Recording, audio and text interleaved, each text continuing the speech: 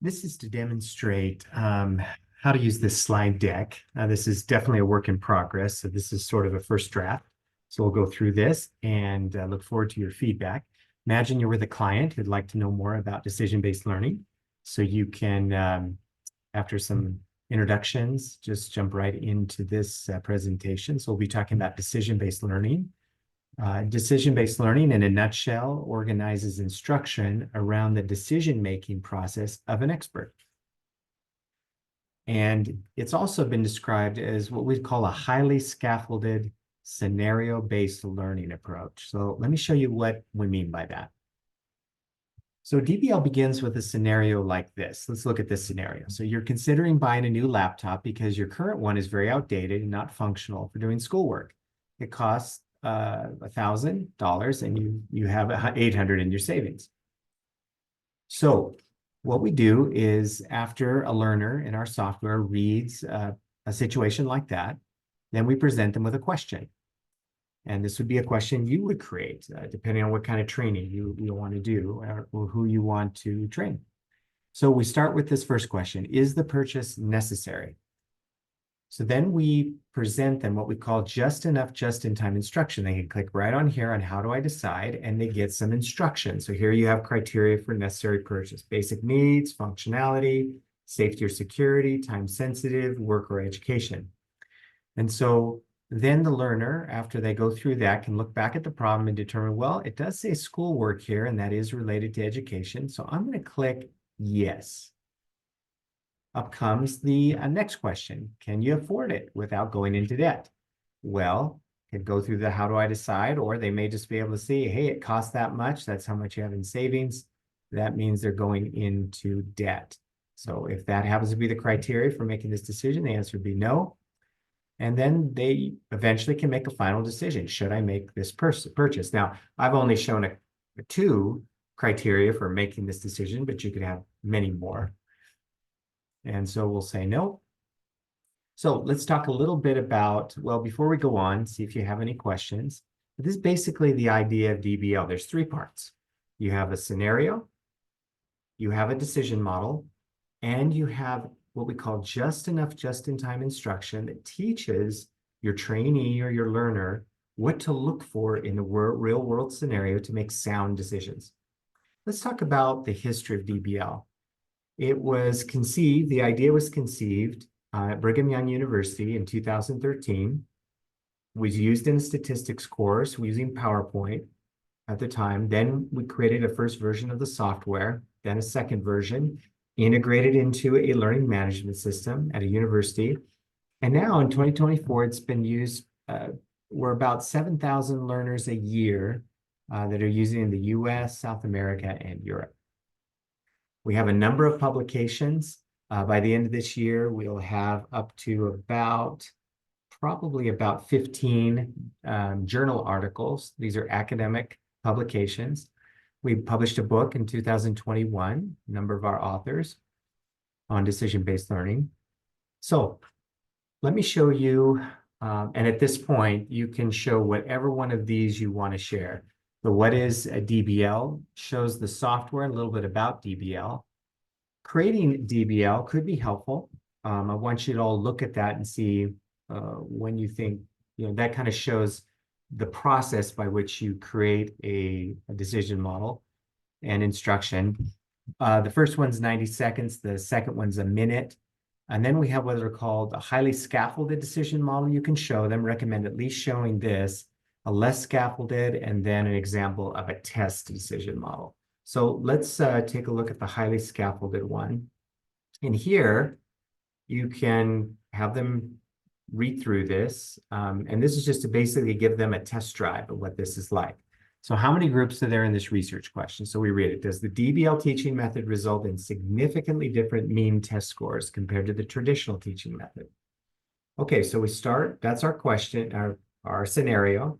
How many groups are there in this research question? So we can click on the how do I decide to determine how do you know? So one group, you'll see one group in the question, two groups, and three groups. This is a very basic, but these can become more complex depending on your needs. So I look at this and I say, does the DBL teaching method result in significant different mean test scores compared to the traditional So I see I have one group, DBL, and a second group, traditional. So I'm going to pick two groups.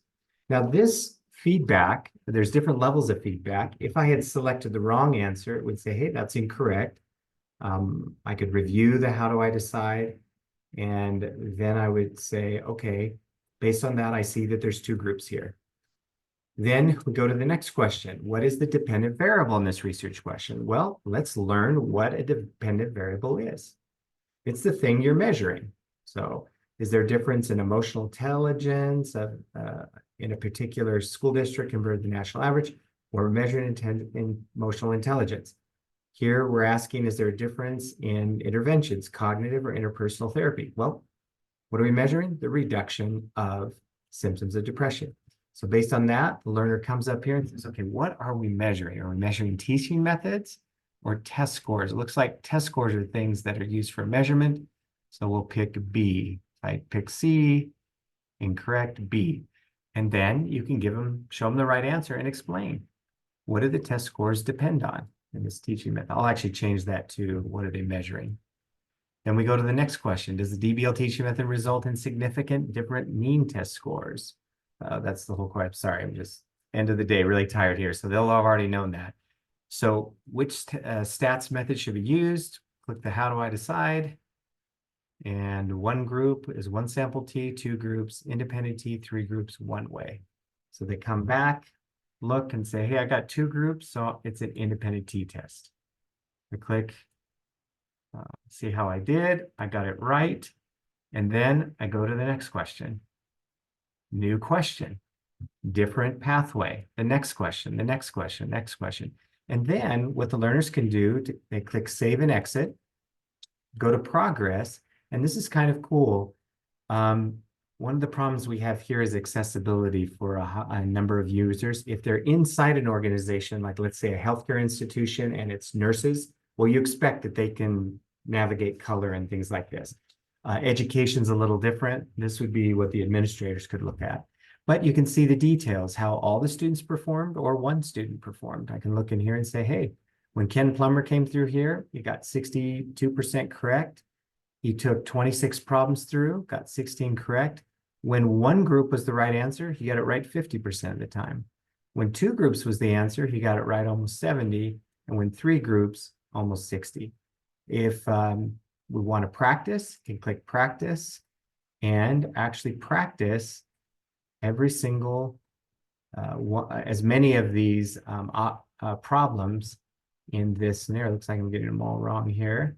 And so then they go to the next one, and just keep practicing just that one decision point.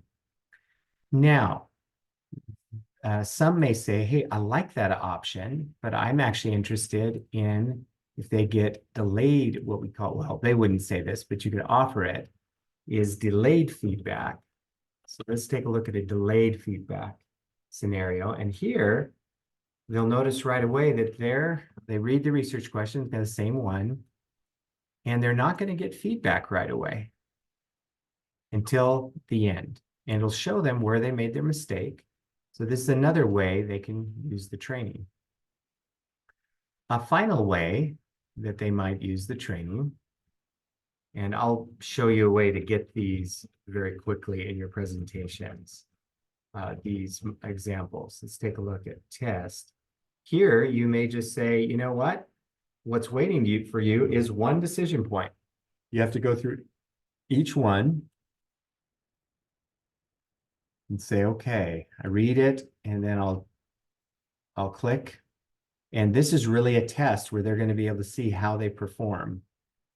Okay, got that one right. Go to the next one. I read the scenario. And this will actually go back if it's the first time you've done it. I'd look at it and go, I think that's an independent T. Am I right? I'm not right. What am I missing? And then I can just keep going back. And so if they want, they can actually test their employees at the end. So basically, after you've gone through this, see if there's any questions. That's really the end of the interaction with them. And then we can talk about what their needs would be and come up with a plan to onboard them. Rourke and Chris can work on the invoicing and as far as invoicing for onboard for training that you'll get paid for, and then also eventually the per user cost.